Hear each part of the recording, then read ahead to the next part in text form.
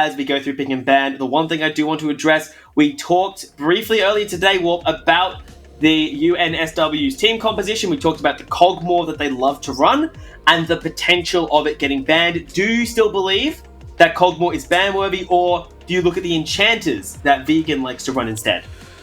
Well, I think that the Cogmore is worth banning, seeing as, you know, the enchanter supports do a job and they can do them no matter who they're playing, but there are certain ADCs that have certain playstyles. And Cogmore is one of those things. Cogmore, Jinx, etc. have very similar playstyles when paired with an enchanter support. If they can get baddie off that comfort pick onto something slightly different that might have a different style, they might find a bit of success. You know, I really like that QUT's done their research and they're banning out that Rengar, as Mincham is actually a Rengar, I believe a Rengar 1 trick, I think. At least a Rengar enthusiast, we'll say. So Rengar enthusiast. He's a Rengar enthusiast. So, and we're seeing the Cassiopeia ban finally. I think I think these two teams have watched the previous games and realized that there's whoever picks it pretty much wins, and maybe there's pretty a little bit of not as much faith in that.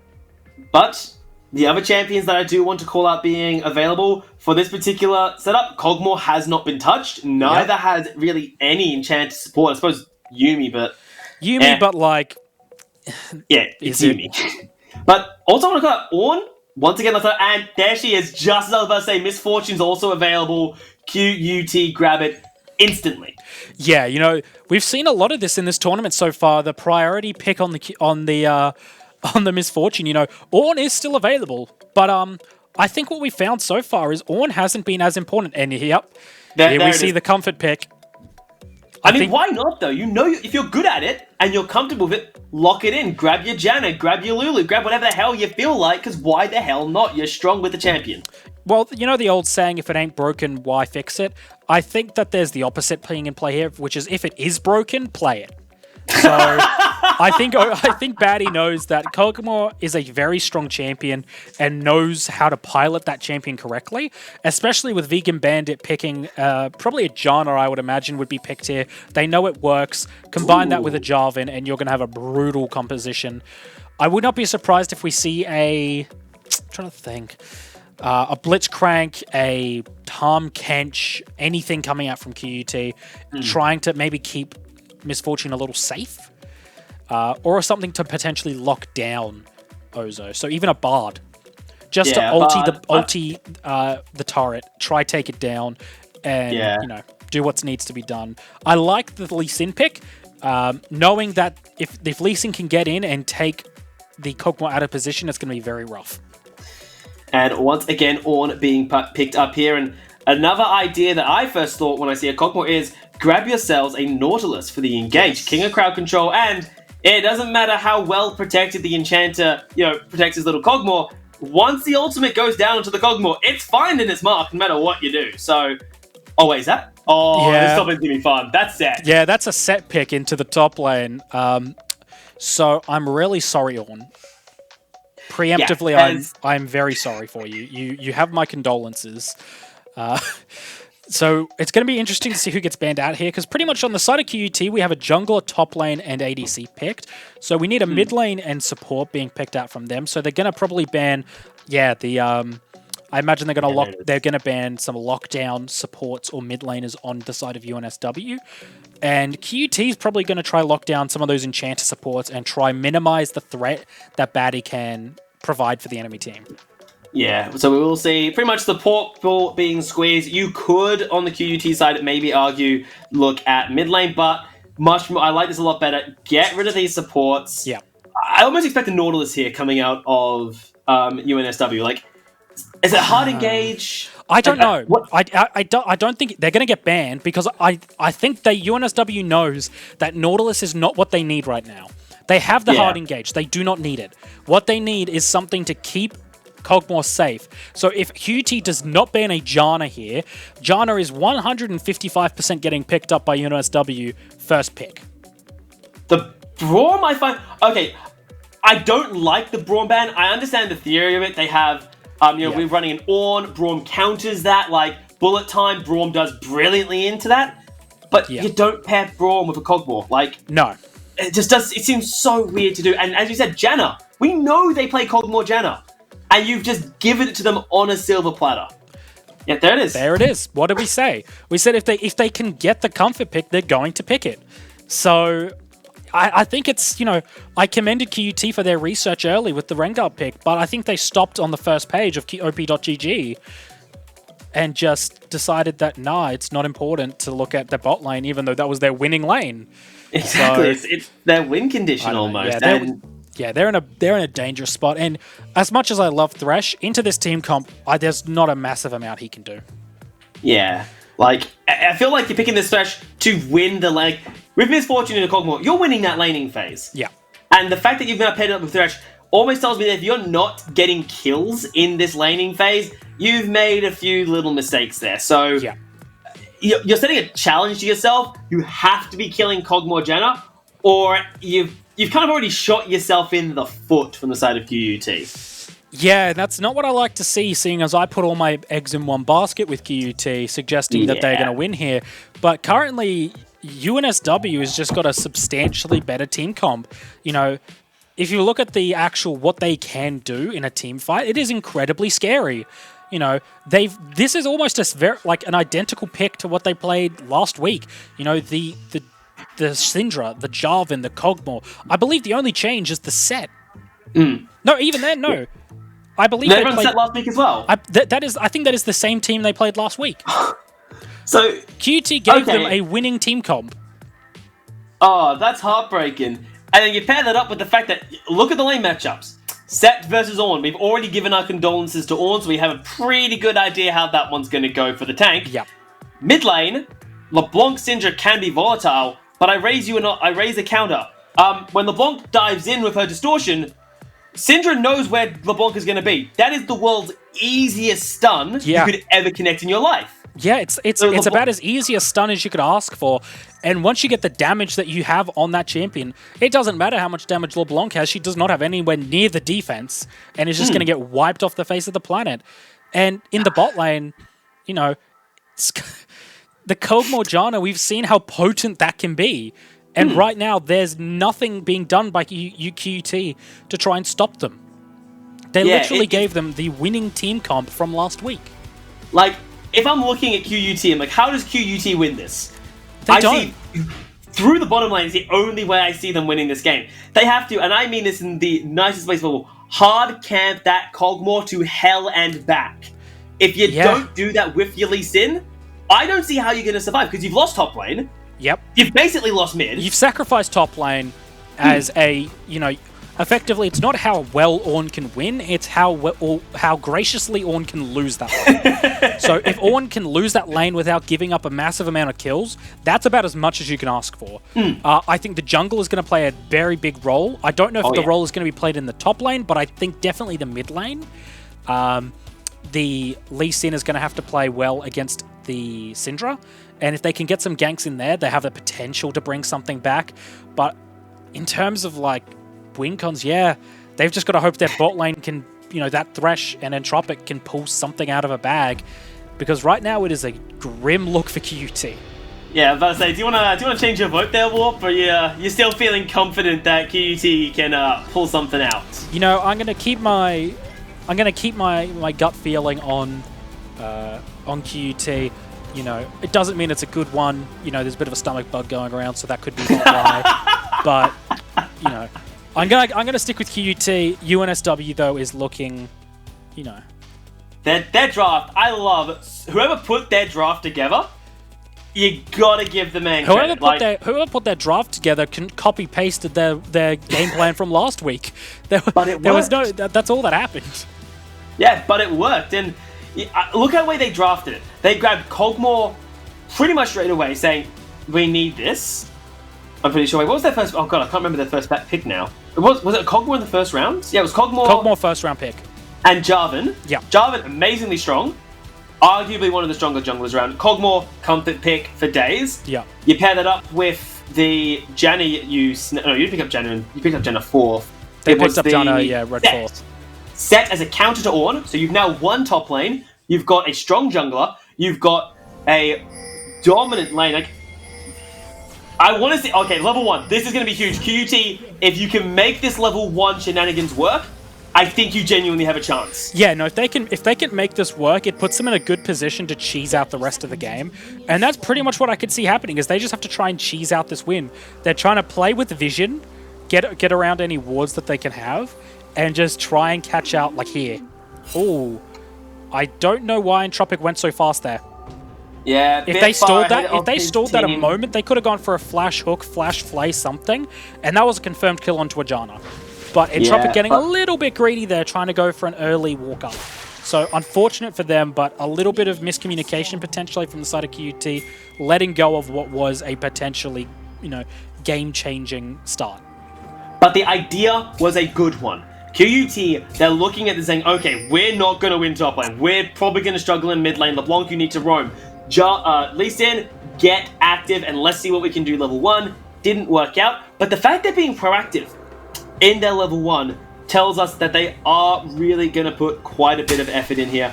And that's what they're going to need to do if they want to have a chance here today. Yeah, it's always good to see proactive play coming out from the junglers. Especially, but when you see it coming out from the entire team, that's even more encouraging. Both lanes pretty much, showing where they've been starting. UNSW knows that Lee Sin's starting bot side, and same with QUT. So pathing can be pretty well managed on the side of both teams. So it's going to be a simple matter of how well each team can play their lanes. Yeah, and talking about playing the lanes, we do get to look at this bottom lane for a bit, and actually Nice does hit level 2 first in that middle lane. But again, I want to keep our eyes on this bottom lane for a bit, because we talked about the win needs to be coming through QUT's bottom lane. Now they hit level 2 first, the hook goes wide, and when that hook is not available, it means that the Cogmore can actually play super aggressive, because the flay's there, but you've got a Janna with a tornado and a shield ready to go to keep you alive. Yeah, when the Thresh has the threat of the hook available, there's substantially less that the Cogmore can do. But when that hook comes up, it really limits what he can do safely. And here we were suggesting, the Lee Sin ganking in the mid lane, but we also have the Jarvan coming down as well for the counter gank, which could end badly for either. I mean, it did, as we might get some more shenanigans. Janet has rocked him in a beautiful sidestep from Joke. Now, where is there a follow-up on the stun? Unfortunately, no, as Minican is a little bit late to the party on that Jarvan, but first gank nets nothing for either team. Yeah, unfortunate, but again, it is nice to see proactive play coming out from both junglers. Unfortunately, Entropic, playing Thresh, pulling his best Ornn impression from last game, pulling out some zoning cues, but not landing any, unfortunately. Oh, this is and in the top lane, actually, what? Ozo nearly goes down, and I think it's a kind of miracle that he didn't die in that situation there. Yeah, and Lee Sin actually blew his flash there as well, so they actually traded flash for flash, just no kills in the top lane. So that was an interesting fight. Obviously, Ozo, confident in that lane, pushed up a little too hard and was punished by the Lee Sin. Lucky to get out with his life. Indeed. Talking about lucky, this bottom lane, we did talk about the lane with the assumption that the Misfortune and the Thresh would be quite oppressive. They'd be poking down Batty and Vegan, but look at the health bars, and they do tell a little bit of a different story, which is really alarming, because this was meant to be the lane that QUT dominated. Yeah, well, and their AD carries at less than half. Yeah, well, like we suggested, you can pick your counters as well as you want, but when you have a comfort pick like they have, it's really hard for them to be able to do anything. So you have the comfort pick on the... Oh, actually, never mind. Wait, Batty's getting really low. One more hit will do it. The Cogmore goes down for first blood, and now Vegan, trying to avenge the tornado, goes wide, but the Thresh actually dies as well, and I legitimately think there's the potential of a dive here. Yeah, there it is, the Zephyr, the Comet. One more hit will do it, but it's a flash, but the Misfortune makes it out in one piece. I don't know what Ozo was doing here, because at this point he's straight inting the lane.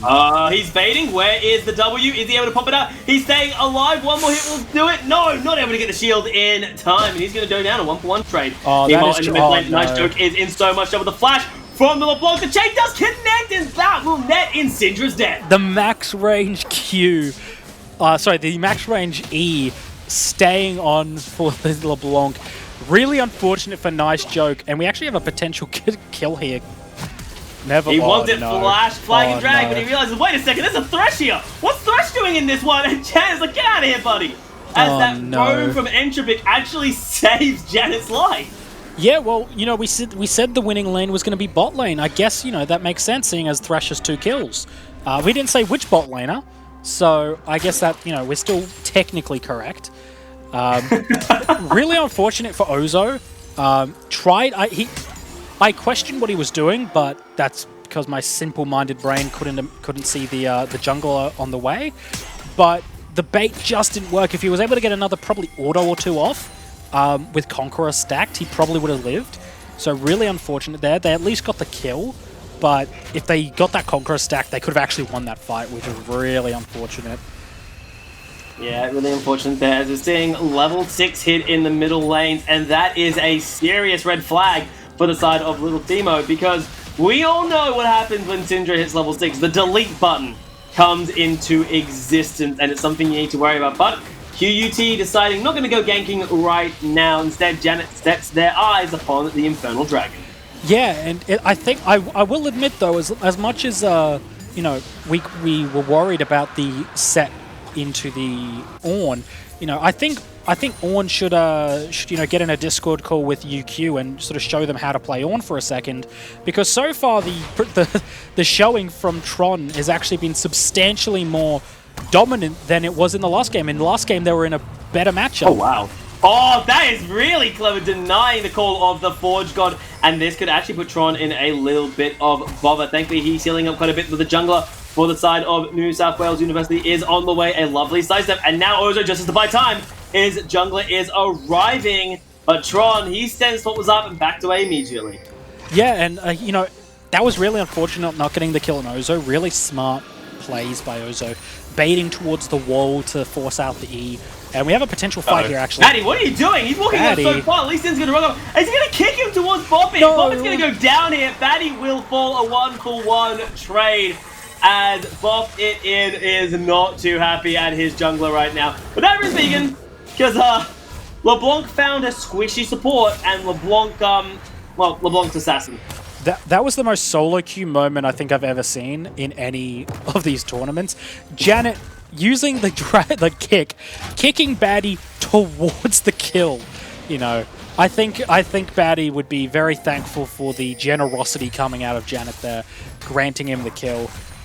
It's just that was rough. And then the LeBlanc coming in, showing what LeBlanc does best, which is deleting enemy supports. So yeah, talking about delete, Tron might be in a little bit of bother here. Mishcam does have access to the Cataclysm. They are going to try and force it, but he's too tanky, man. This is why he's a top laner. It's just arguably one of the best. He's just too tanky. You don't die. Yeah, his passive makes him incredibly hard to kill with the bonus armor coming through from it, so he can just sustain in lane for a long time without any problems. Indeed, and so far, top lane, while he's down, yes, I think the phrase was, it's not about how hard he wins, but how graciously he loses. Well, while 20 CS down, that looks like a pretty gracious, so far, defeat in the top lane for the QUT top laner.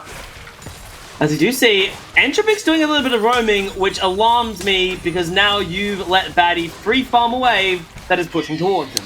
Yeah, so Baddie is just getting a ridiculous CS lead here, forcing the lane in, so there is nothing Boppet can do.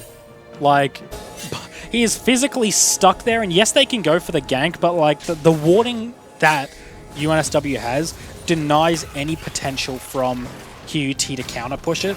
And Baddie can just either like freeze it here or allow them to shove onto tower and free farm with no threats. Yeah, and we do get to see the push there. Entropic trying to be cute with the Thresh Hook. Unfortunately, the minion did not die when he was hoping.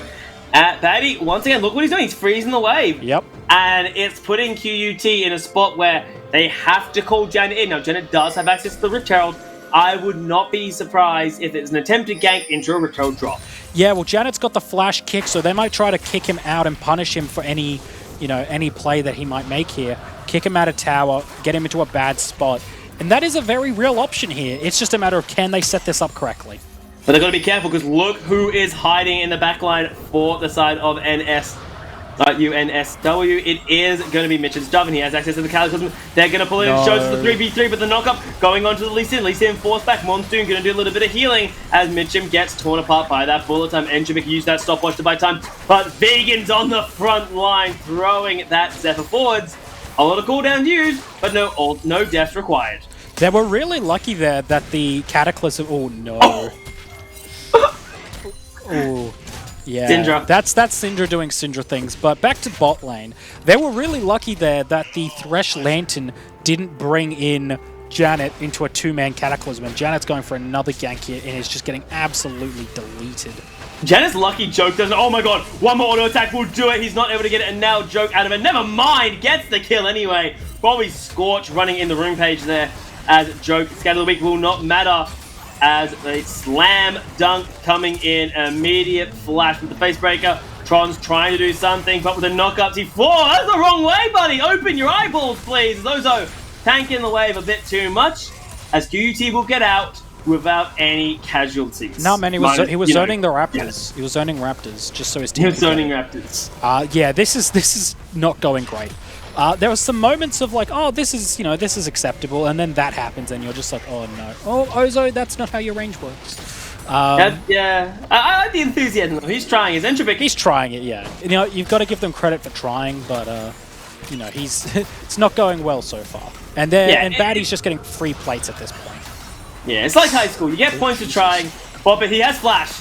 You know he wants this, but Batty is just... He's frontlining for his support, but there might be a little bit of problems as Enjimik's rocking up. He's got access to Ignite. He's got Moby Boots. He's a quick boy, but the vomit coming out of Cogmore will force him back. Yeah, and seeing there, it shows why we still have to respect the Misfortune. Putting out some big damage. Oh, Batty, what are you doing? Batty, stop that. You cannot be doing that. Especially because look at the mirror. Janet's nearby too. Yeah, he's gonna go. If he tries to guard this turret before Janet gets it, he's dead. If he guards this, at least Nice Joke is on the way, but if he steps anywhere close, he is dead.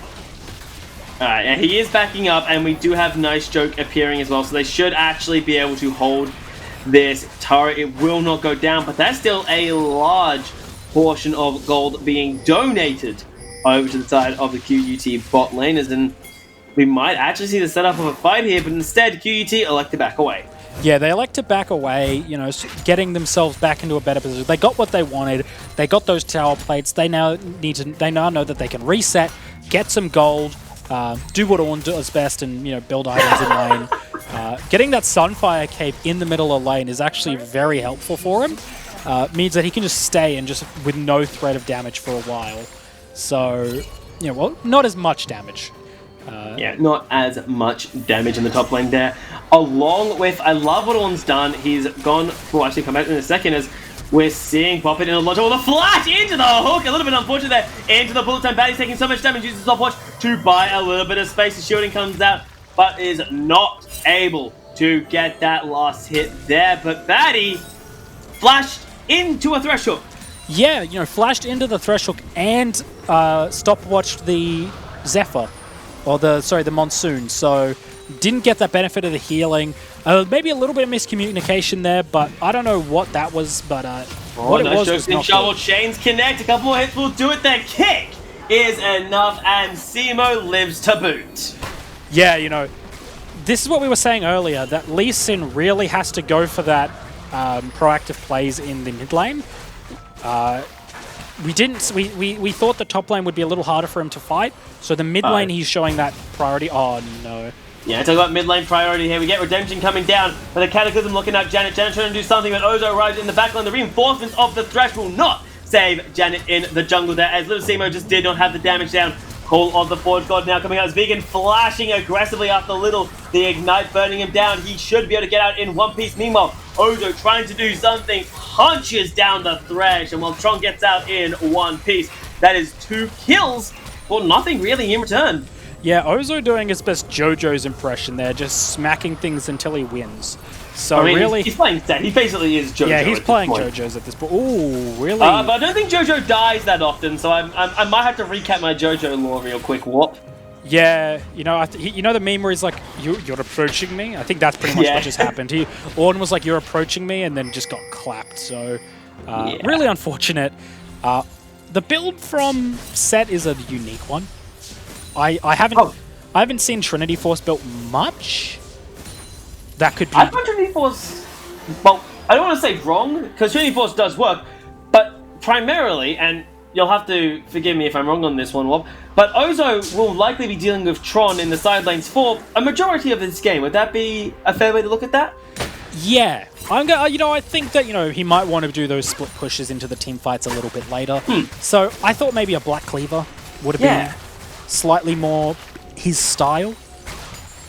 But instead, he's saying, no, I want the 20% CDR. He's now sitting on 30, of course, with that Kindle Gem to boot. So I'm interested to see where he goes. I really hope he's not building another Black Cleaver. We're seeing Mitchum getting caught out. Janet has landed a Q onto him, but chooses not to follow up here, and we might see a setup for the Rift Child. So back on the point, I really don't want Ozo to build a Black Cleaver. I understand, but your person can tank, you want the damage shred, you want the armor shred, but like, it is so inefficient to purchase the Trinity Force and the Cleaver. Yeah. So, I just hope he doesn't do it. Well, that's what I'm saying. He should have. I think he should have opted for the Black Cleaver over the Trinity Force, but I do not think he should now build the Black Cleaver. I think it's very, like you suggested, inefficient of him to do that. So I think that's a really bad idea if he does decide to do that. Another thing to mention is Thresh has picked up the Redemption. So I think they've acknowledged the fact that the damage potential of UNSW is ridiculously high and are respecting that they need that Redemption to keep them alive. Yeah, Batty, what are you doing? I mean, Tron, he's being confident. He does have Vegan in his back pocket ready to go. That's true. So, and of course, Jarvan's still hanging around top side with a Rift Child. So they're going to grab this Rift Child, break open top lane, and all that leaves is the middle and a dragon. QUT are doing the right thing here. They're securing themselves their second dragon of the game. But I think for UNSW, I think that's a fine trade. One dragon, 4 Rift Child, and a turret to boot. That's fantastic, I feel. Yeah, I think that's perfectly acceptable for them at this point. And I'm looking at chat, and Jerobi is suggesting that Try into Cleaver is actually a very good build. Personally, I don't play a lot of top lane, nor do I play a lot of Set. So that's very possible. It's very possible that it is a good build. Call of Fortune coming out, and Batty gets knocked up. We'll keep our eye on the Kog'Maw as a beautiful hook onto Mission, but a lovely Monsoon to throw the Thresh away. Bullet time is just starting. Oh, the Set is able to get it. The Haymaker not connecting on the priority members. They're now locked in the Cataclysm, and Batty is free hitting. This Kog'Maw is untouched throughout the team fight as QUT wins the back end of the fight. But now Janet and Little are in such a bad position as Simon decides Janet is not allowed to live anymore. A flash over the wall from No-Show gets him out. Simo, what are you going to do? You are simply food for the hungry Void puppy or Set if he is actually able to land onto you properly a couple minutes. And actually, no, Simo gets out alive. A really good Monsoon from Vegan Bandit there. Thresh landed the really nice hook. And went in for that engage, which could have been really dirty, and Vegan Bandit pushing him away, denying the bullet time's majority of its damage. But Ozo, watch the ulti from Ozo coming in here. They go for the hook, pushes out, Ozo comes in on the sideline and absolutely dunks into everyone. If only Mincam could get the Mincham could get that ulti earlier, that could have been absolutely disgusting. But overall, UNSW wins the team fight. Janet gets, deleted there unnecessarily, I feel. A really good fight for QUT. Yeah, a fantastic fight for QUT, but I also feel like UNSW did get some pretty good out of there. Yeah. And we got to see what happens if Batty is left untouched. Sorry, I meant a good fight for UNSW. Yeah, I was about to say, what was it like QUT here real quick, bro? Yeah, what's going on? QUT got some consolation prizes, but UNSW really showed the strength of Batty right there. Set with the massive ulti, Batty with the free hits. Batty got hooked at the very beginning, and then just did not get touched at all. So really, like, it is brutal for them right now. Yeah, and you pair that up, of course, with the Janna, which we know is fantastic at keeping the little Void puppy alive. It's going to be very interesting to see if this side of QUT are able to successfully lock down the Cogmore, because if you're going to get on top of him, I'd argue you need a point-and-click ability to get on top of him. Now, what alarms me is I don't see a single point-and-click on QUT. I see a Thresh Hook, which is a skill shot. I see a Lee Sin Sonic Wave, also a skill shot. I see an Ornhorn. We've learned today that Ornhorns are not exactly the most guaranteed way to engage a fight. Who would have thought that a lane-wide knock-up is inconsistent? But, you know, something to take note of as well, which is just an interesting thing to take note of. UNSW, although down a kill, are actually up about 4k or 3k gold. So they're down a kill, but up gold, because look at the CS difference in the mid lane especially. Mid lane, top lane, the CS difference is actually quite big, and is actually meaning that although they're behind in kills, they're actually quite far ahead in gold. Yeah, 1.5 gold in that middle lane. I believe top lane was about 1,000, as well as about 1,500 in the bottom to boot. And you can grade that on, look at the objectives. 3 turrets to 0 on the favor of UNSW, which is where they're getting this gold lead from. Yeah, you know, they're capitalizing, taking those tier 1 towers that QUT just have not been able to, you know, respond to. So right now, QUT is, although up kills, down gold by a substantial margin. And right now, UNSW is just going to force the mid lane, use the Herald, force a team fight, win the team fight, go for Baron, go for Dragon, and they're in a really good position at that point. Yeah, but step 1 is requiring them to win the team fight here as a hook on to the Jarvan. Jarvan's in a little bit of trouble. He may go down. Immediate stopwatch. The rest of the team is coming in. We've got to keep an eye on Baddie as the Jarvan goes down. There is to be no more follow-up, but that is a 1-for-1 trade. But with your jungler down, if you do win the fight, you can't really force the objective after. Yeah, you know, although Dragon is up in 20 seconds and we still got 23 on Mincham, I still think that UNSW has the potential. Like, they're strong enough that they can hold it to the point where QUT can't capitalize on the jungler death. They could probably just get it without the jungler, to be fair. Ooh, yeah, little Simo could be... I want Simo to jump headfirst into the Cogmore and be like, oh crap, there's a Cogmore here?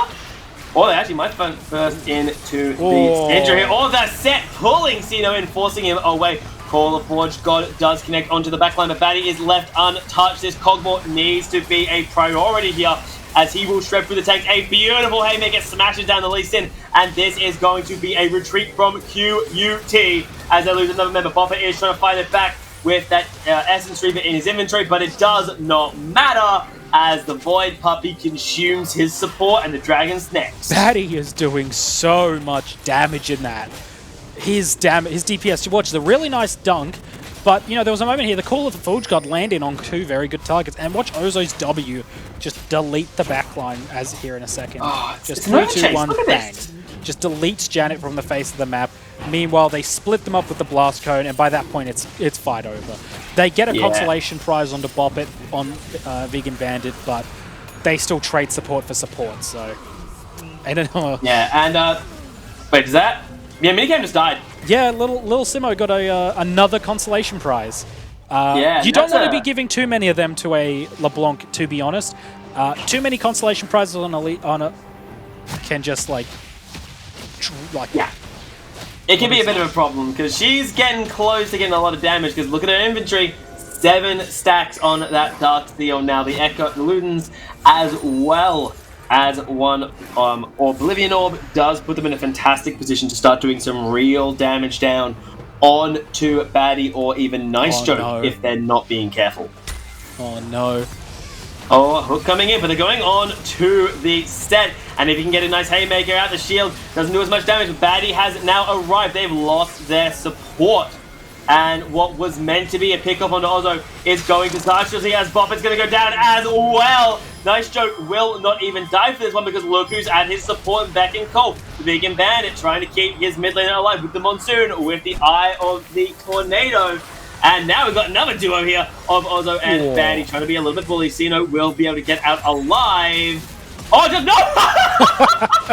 jumps into the waiting arms of the Kog'Maw. Now Janet and jungle combat going on here, but the arrival of a mid lane does make it a little bit of an unfair fight. He's running for his life. Can Janet get out in one piece? The next challenger approaches. It is going to be Vegan Ban. He's going back in on two. The nice joke here. Janet is still alive and is aggressively lost. Well, and doesn't really matter because Baron has started. Yeah, all they're doing is just trying to force Janet as far away from Baron as they possibly can. They do have to respect that ulti there. Oh, wait a second. That's going to be... Oh, God. Oh, God. That's new kills. This is overconfidence coming out of the University Club here. There's another member falling. The Baron has reset, and UNSW made a little bit of an oopsies. Yeah, I think UNSW was playing with their food a little too much there, trying to chase Janet round. Yeah, they get the kill at the end of the day, but they lose the Baron. That was a free Baron, if we're going to be honest. If they just acknowledged that Janet was over the wall or was forced away and couldn't do anything, they could have get the Baron. They're only 3k off. If they had that extra DPS, they were fine. Instead, they do not respect the Ornhorn and lose massively because of it. Yeah, and that's a little bit heartbreaking for the side of UNSW, purely because they were in a momentum lead, and now their momentum has been cut out from under them. So now they need to reset the board, look at the objectives, and ask themselves, what do we have to focus on next, and where is the next team fight happening? Yeah, you know, they like you suggested, I like how you mentioned momentum. UNSW had all the momentum going their way there. They won the team fight, you know, very convincingly, and they were in a position where they could have taken the Baron, walked down into mid lane, or even gone for maybe a 1-4, 1-3-1, and they could have just won in an extended team fight.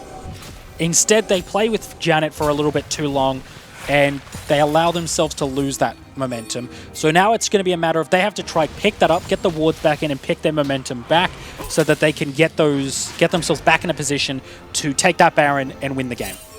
Yeah, and we do see them trying to do that now as they're setting up around Baron, but they've made a tactical faux pas, I believe the expression is, as they did not put a control ward in the Baron pit for a while. So QUT, they know something's up, and they're like, we're not going to force it, we're going to play back, we're not going to let you ambush us on this stance. Yeah, and we have an extended fight in the bot lane, you know, just the two top laners, you know, duking each other out, saying, no, you can't get this tower, I'm going to keep you here so that my team can push. Oh no. There's been a flank coming in. There is. Yeah, let's say, look at the minimap. There is a flank coming just in. Waiting. Oh, the flash out from Ornn there. You had the LeBlanc on the sideline, you know, really had the potential to pull something off there. Unfortunately, it was QUT's top laner getting caught out. But UNSW is still in a decent position here, just being able to reset, go through mid, and force a team fight.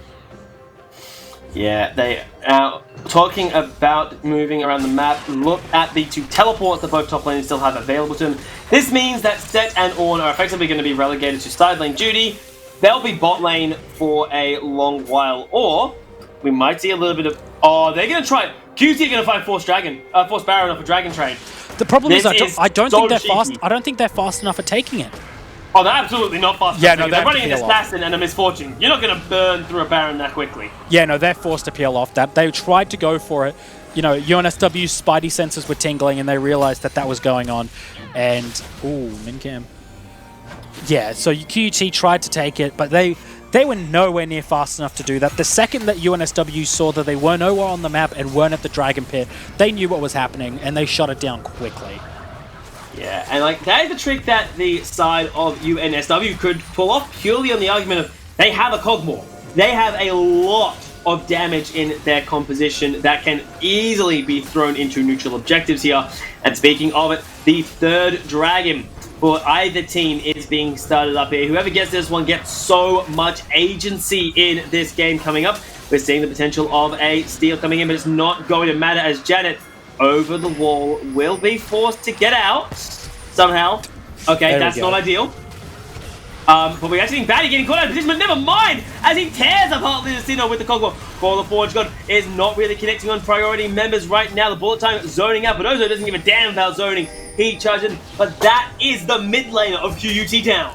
Well, that was actually a pretty decent call of the Forge God. Yes, he could have landed it on potentially more people, but he was trying to zone Batty out there for like potentially kill him there. But at this point, UNSW is just going to turn themselves to Baron, and they're going to do this substantially faster than QUT could.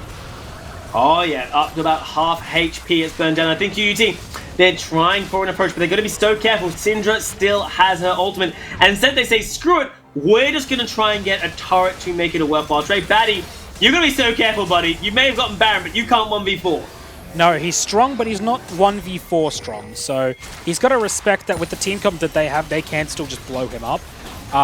Really smart by QT here, trying to get whatever they can from this. Oh, no. Oh, but they might have overstayed their welcome as they are going to lose their jungler. Their support is not long for this world either. And a flank from Ozo will put Boppet in a significant amount of trouble there with Minican cashing in that kill. On the side of that, Mini Joke finally ran down Entropic's Thresh. Yeah, and this is going to be a very easy mid lane tower inhib. They still got 30-something seconds, 19 to 30 seconds on the enemy. They could potentially push this down for a Nexus tower if they wanted to, or they could just try and go for an extended team fight in the base. I think you go for the Nexus tower. It looks like they're going to. It looks like they're going to go for it. Yeah, you got 20 seconds. You can easily force this one here. Keep our eyes on Batty. He is so much of the damage down. He is charging forwards. He's actually flashing forward. He really is trying to do work here, but he's forcing the entirety of QUT back into the base. Call the Forge God gets the knock up of the Monsoon. Is able to keep Patty alive, and the damage coming out of QUT simply is not enough as they are getting run down. Bullet time doing a nice bit of work. UNSW needs to actually take down those turrets. They've got objectives. They need to focus them as the lovely hook lands on to that Jen, and they will get deleted. The Cogmore still alive for now. A couple more hits will take him down. The Nexus is open. Can they continue doing it? Minican and Ozo are the last ones alive. Surely they have damage to do it. It could get a little bit close. They might lose Tino. The Nexus is getting lower and lower. The flare coming out. Ozo's the last one alive. Hit the damn Nexus. Ozo takes out one. Tron is trying to buy space, but it does not matter as the minions finish the job for them.